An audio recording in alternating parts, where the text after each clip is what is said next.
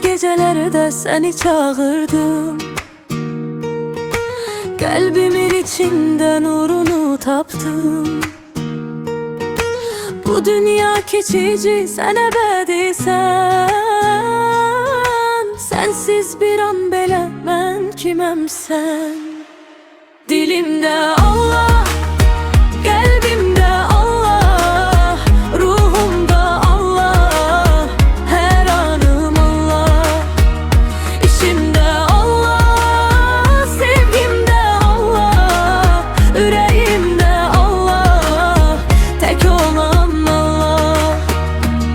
Deyirəm Allah, dilim alışıp zikre, her addımım yazılıp sanki bir fikre. Dünya fanidir, qalmır hiç kimlikte, kalbimde sen varsan yoxam hiçlikte.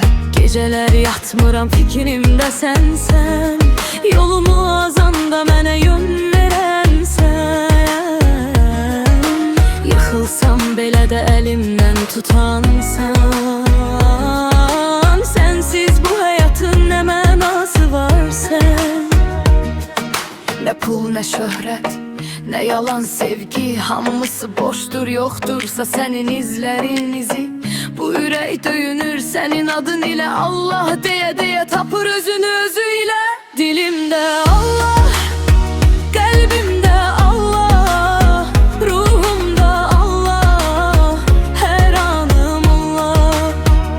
İşimde Allah, sevgimde Allah, yüreğimde Allah, tek olan Allah. Her seher açılır adınla günüm, dualar içinde keçir her dünüm. Gözyaşı tökülse de kalbimden benim, sənə sığınıram, tek sen gücüm. Bu dünya sınavdı, anlayan biler, her derdin içinde bir hikmet gelir. Səbreden bendeye rəhmətin ener, sənə yaxın olan heç vaxt itirmez. Ne kadar düşsem de kalkaram yine, çünkü güvenmişem yalnız mən sənə. İçimde bir ses var deyir her defa, korkma Allah var, yeter bu mənə.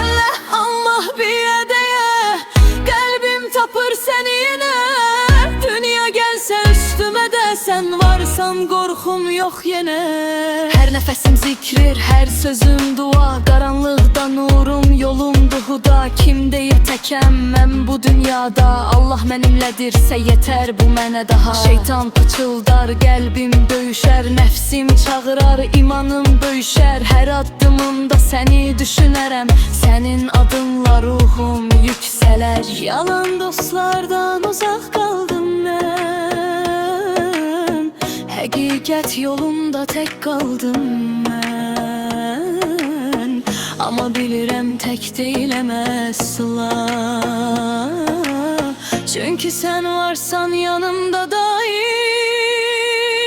Allah.